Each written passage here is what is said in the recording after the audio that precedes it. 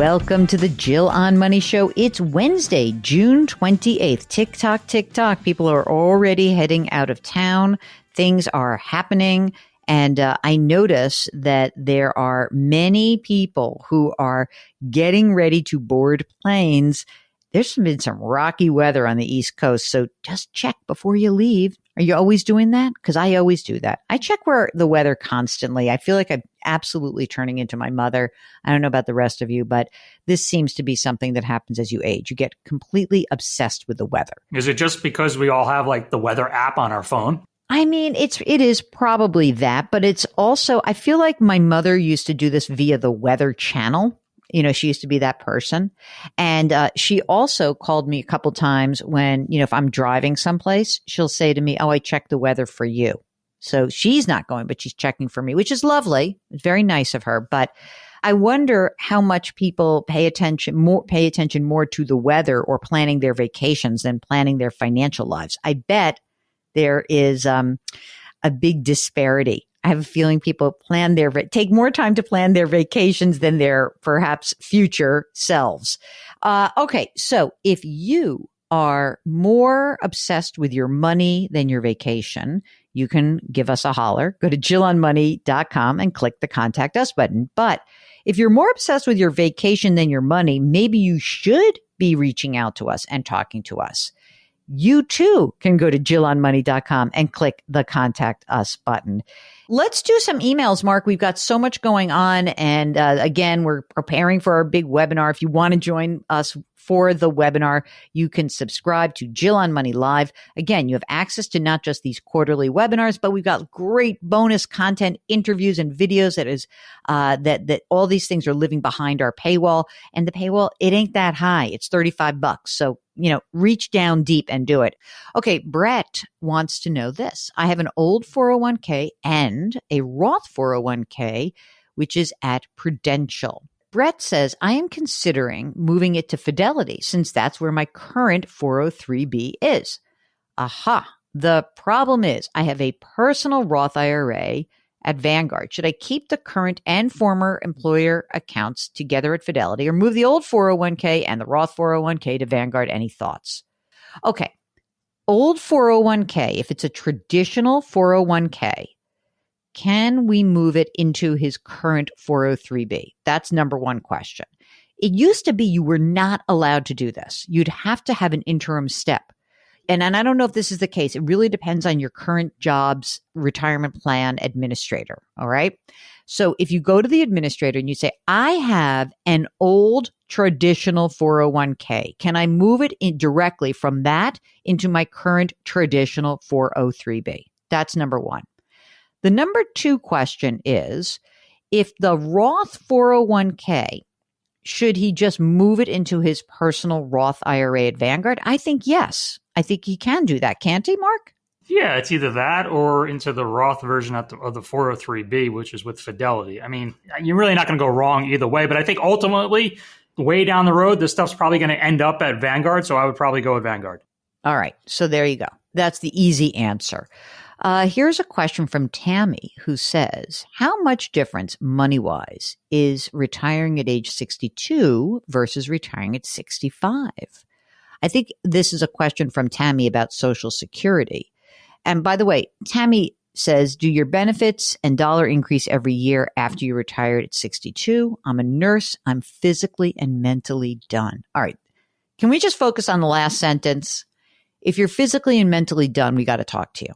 I really want to talk to you because it may be that if you retire at age 62 and not at age 65 and you claim your Social Security retirement benefits early, and it's not 65, it's probably 67 is your full retirement age, you will have a permanent reduction in your Social Security benefits. As far as if you are entitled to a pension, that also may play a role, but it probably won't be nearly as bad as the haircut you take on Social Security. So to get to your larger issue, if you are physically and mentally done, the thing that is important is that we start running some of these numbers. So we would like to know, Tammy, could you come join us? Because we want to find out, number one, How much money have you set aside already for your saving and investing and retirement accounts? Number 2, how much money do you spend? If you don't spend a lot of money and you are actually entitled to a pension and that pension will cover your needs, then you're in great shape. And number 3, even if you do retire early at 62, we probably would delay you claiming your Social Security if you can afford to do so until your full retirement age. So, Tammy, we want to hear from you. Please come back and give us a holler. And please, please, please, because these are big decisions. Okay, Mark, get ready. This is a question from Mary in Connecticut, who wants to ask a very provocative question. It's one that Mark's been asking in the subject line. Is it time to sell I-bonds? Ha. Hi, Jill and Mark. I was lucky enough to be on your show last November, and I've got a new question. During the period of high interest rates, I purchased a $10,000 I-bond. Recently, Mark made a comment that it might be time to sell the I-bond since rates are currently low, meaning the rate that is credited to the I-bond, and they are certainly lower than Mary had realized. Okay. Mary says, one suggestion you made in our call in November was for me to beef up my brokerage account. So I'm wondering, should I sell the $10,000 in the I-bonds? This is also the first year that I'm contributing to a Roth 401k instead of a traditional. Per your advice, I'm going to be paying more in taxes. Thanks again for helping and teaching so many of us. I never miss your show. Hope you're having a fantastic summer. Best regards, Mary in Connecticut. Okay, Mark. Want to talk about the I-bond situation and what Mary should consider and what should everybody consider as they are thinking about their I-bonds right now? Well, I mean, personally, I'm kind of over I-bonds. I don't see the attraction anymore. I think it was almost like a 1-year wonder. We were early in that, by the way. I just want to say we were very early on that bandwagon. Just one quick thing. Series I savings bond right now, just to give you a sense of this, gang. What did we get when we were first, like 9-ish when we were talking about it, right? That was the first 6 months. I think 7 and then 9 was where we saw the Series I savings bond. So the interest on an I bond is a combination. There's a fixed rate, which is 0.9%, and then they put an inflation rate on top of that. So for I bonds issued from May of this year through October of this year, the combined rate is 4.3%. All right. So Mary bought this in November. So what happens if Mary sells this after a year of owning it? She will lose out on the previous 3 months of interest. I think the bigger question is, she has this stuff in I-bonds. So does she consider this part of her emergency reserve? If so, I wouldn't sell and put it in a brokerage account. If she's going to sell, put it in a money market. So there we go. So what you're saying is, okay, so first of all, for Mary and everyone else like Mary, you bought a bond, you're going to hang on to it for at least a year. If this was safe money that you were just parking, fine. There's not a problem with that. Maybe after a year, you pull it out and you find a high yield, more liquid money market or CD rate.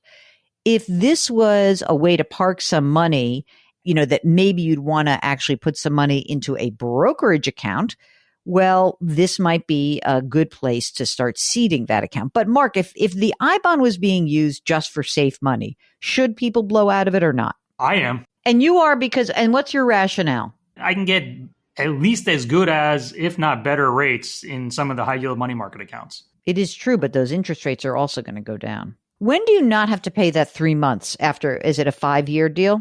Yeah, I think it's 5 years. I mean, I see your point. I bought mine. I think I put 20 grand in, 10 and 10. I'm just trying to think when I did it. I did it pretty early because I think I did 7. I put some at 7 and then I did some when they were 9. I haven't even thought about it.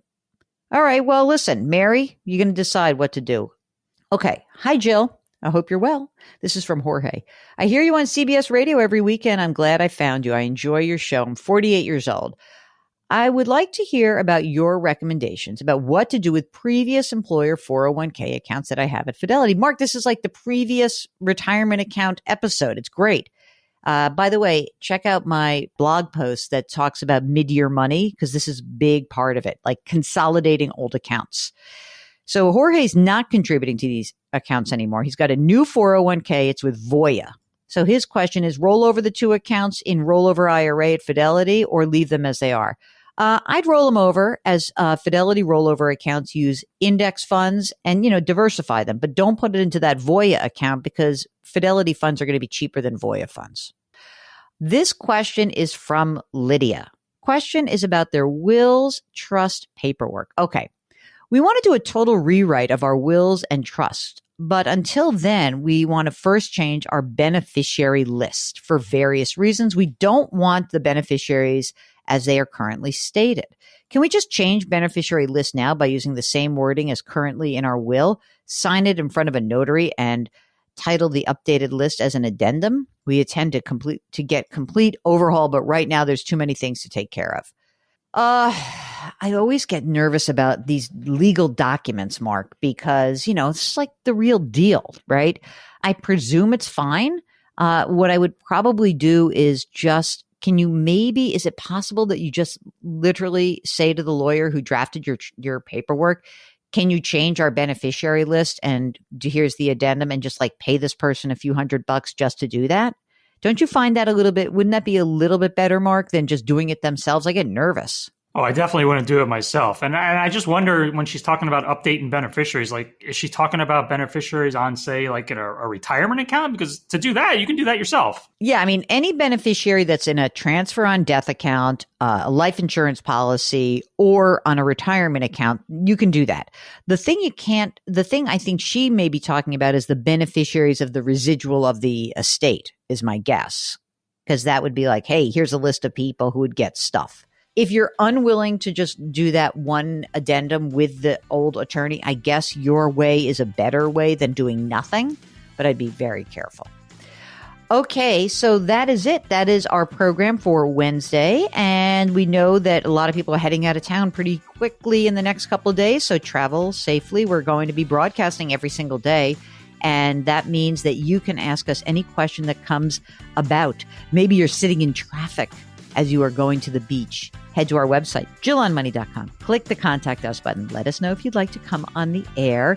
Don't forget to leave us a rating and review on Apple and lift someone up. Change your work, change your wealth, change your life. Thank you for listening, and we'll talk to you tomorrow.